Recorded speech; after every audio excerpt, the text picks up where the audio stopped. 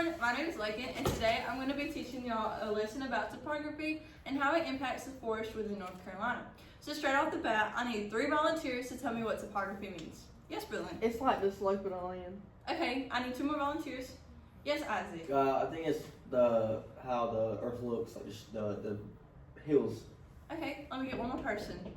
Yes, Lily. Does it also include like the texture? Yeah, so it also includes the soil properties. So topography is the study of the characteristics of a certain area of land. So if I were to ask Caitlin to tell me what topography of Robeson County is, she would then take a topography test and tell me all of the characteristics I would need to know about Robeson County.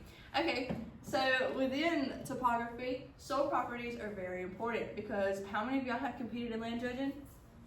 Yeah, so we need to know all of these things in order to be able to plant or row crops within a certain area. So soil properties consist of 4 different things. One of them includes textures, this includes nutrient capacity, this includes the slope and the structure of a certain area of land. So with texture, I want 3 people to read the different types off the board. Yes, Taya? Loam. Okay, there's loam. Isaac? Sand. Okay, and then Caitlin? Clay. Okay, so all 3 of those are the different types in which you look for when judging soil. So loam is a little right in the middle of clay and sand. It's kind of compacted, but it's also kind of not. It holds water, but it doesn't hold too much water. Clay is very compacted together. It has very, very small particles so that water sits in clay for a very long period of time. Sand, it has very large particles that water filters through very quickly, because how many of y'all see plants on a beach? Okay then, so there's not very common. So with texture, I brought 3 different samples of different types of soil that you will be able to feel now. So I'm going to well, straight off the bat, how many of y'all think I can make a ribbon out of this? No? Okay, so what do y'all think that is? Sand. Why do you think that, Brilliant? Because it's not holding together, and I think even if you weighted it, it wouldn't hold together. Yeah, so it wouldn't stick together. Here's your little bit. We're going to all do this together. Here's your some.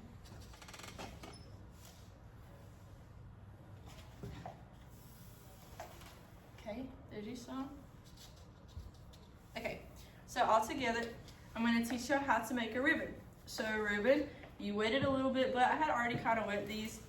But what you do, you work it and you push it against your index finger with your thumb and push out. So the longer ribbon you can make, the more you'll be able to tell whether or not that's loam or clay. So what do y'all think this is? Loam. Why is that? Because it's breaking a little bit. Yeah, so it won't really go past 3 inches. Okay, so next, y'all can put all of those back in here. This last one, what color does this look? Red. It looks kind of red, so y'all can each get a sample of this as well.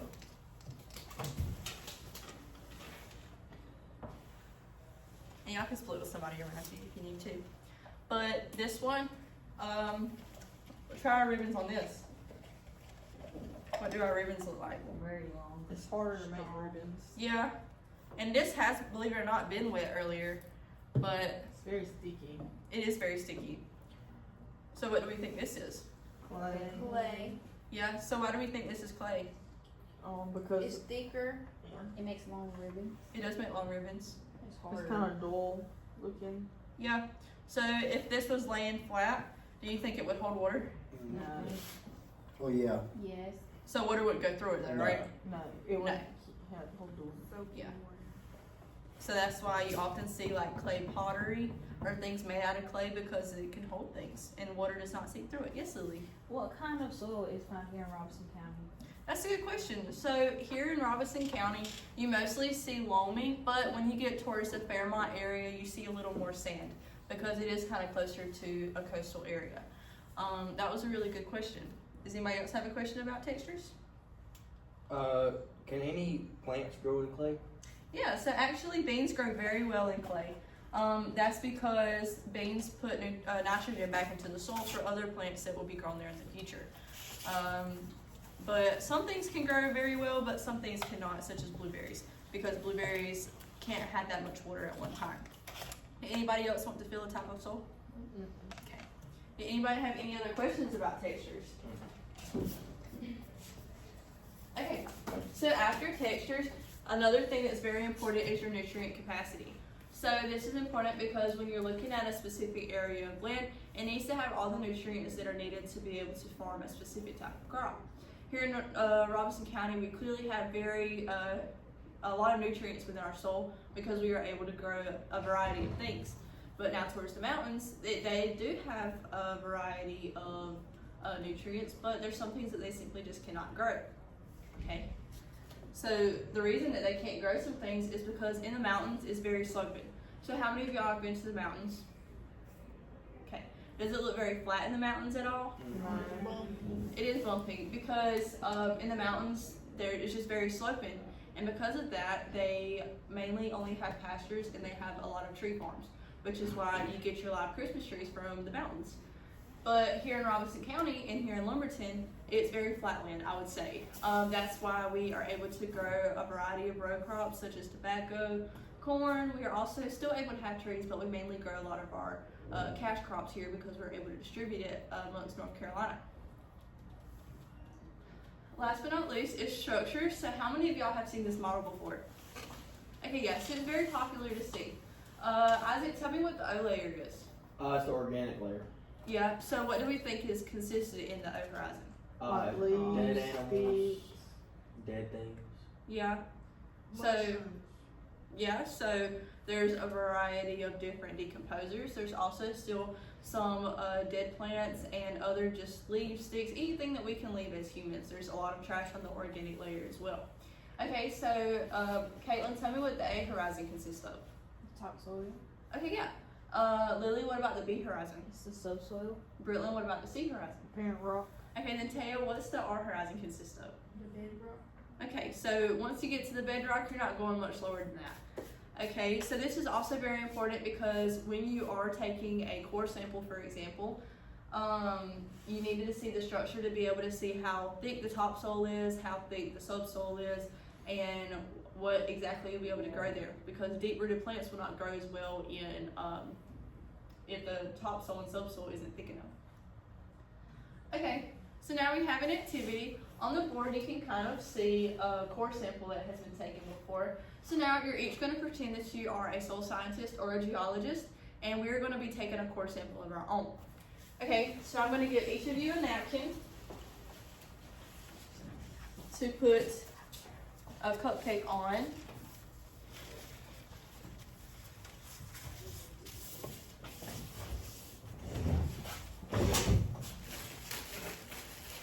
Okay, here's your cupcake.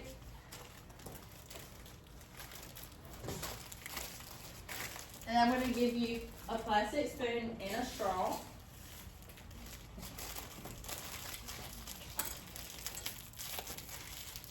There's your plastic spoon. Hold on, Brittlin, we're going to work as a team, so let's not open our package, okay? Let's all work together. So here's your straw. Okay, and then now as a team, we're going to open our packaged cupcake.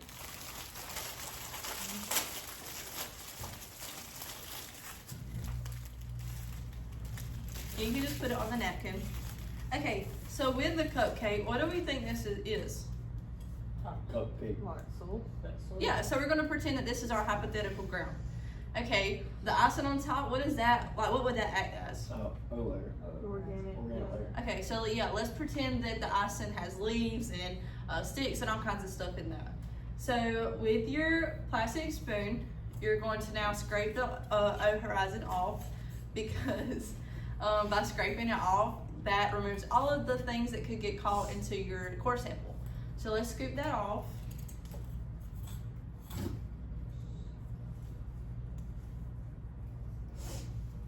Okay.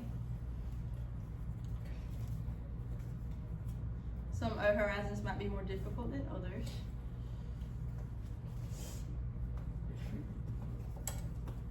Okay. Okay, so now that you have your O horizon taken off, we are now going to pick up our straws, and this is going to act as our core sampler. So what a geologist does, they insert that into the ground and then pull up to see how deep the topsoil is, how deep the subsoil is, and just anything that could have gotten away or could cause issues when it comes to planting different crops. Okay, so now what I want you to do, your task, is to tell me how much icing is in the middle of the cupcake. Okay, does anybody have any questions? Okay, so you may begin.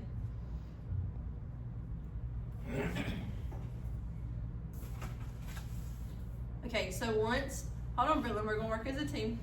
Okay, so once you get your sample, we are going to blow the sample out onto your napkin to be able to get a visual representation of how deep the icing goes.